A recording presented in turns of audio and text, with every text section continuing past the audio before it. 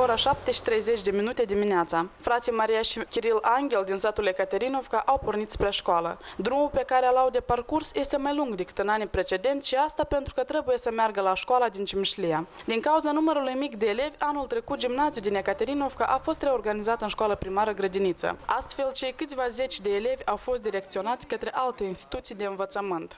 Îmi plăcea în Ekaterinovka școala deoarece mă sculam nu de vreme cum la Cimișlia și mă duceam pe jos,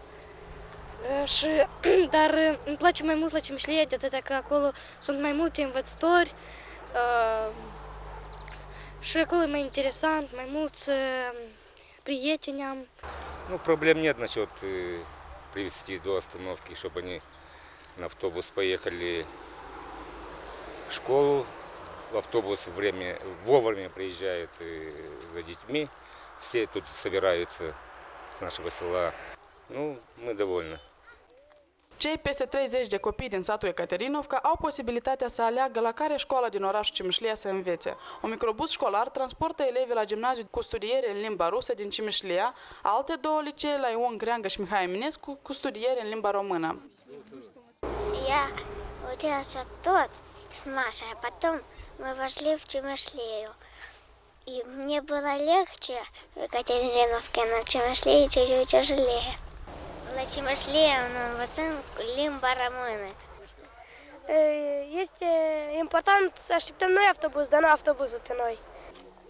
După reorganizarea școlilor din raionul Cimișlia, pentru transportarea elevilor au fost puse la dispoziție 14 autobuze și microbuze școlare. Deși le vine greu să se trezească mai dimineața, elevii recunosc că totuși este mai bine să învețe la o școală mai bună.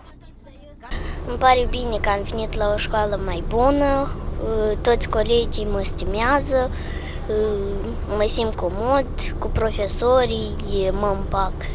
Liceul Ion Creangă din orașul Cimișlia este una dintre instituțiile cu statut de școală de circumscripție. În ultimii ani, numărul de elevi care își fac studiile aici a crescut de la 550 până la aproape 700, devenind cea mai mare instituție de învățământ preuniversitar din raionul Cimișlia. În această școală vin copii din mai multe localități. În primul rând vin copii din școlile arondate, cum ar fi Gimnaziul Cimișlia, Gimnaziul Ekaterinovka, Valea Perjei, dar vin copii din foarte multe sate care solicită să-și facă studiile în școala noastră, cum este Hârtopul, Curmijir, Porumbrei și multe alte localități. În perioada anilor 2013-2015, în raionul Cimișlia au fost reorganizate 12 instituții de învățământ, din gimnazii în școli primare grădinițe și respectiv din licee în gimnazii. Astfel, numărul elevilor a fost redus în jumătate, de la 10 la 5.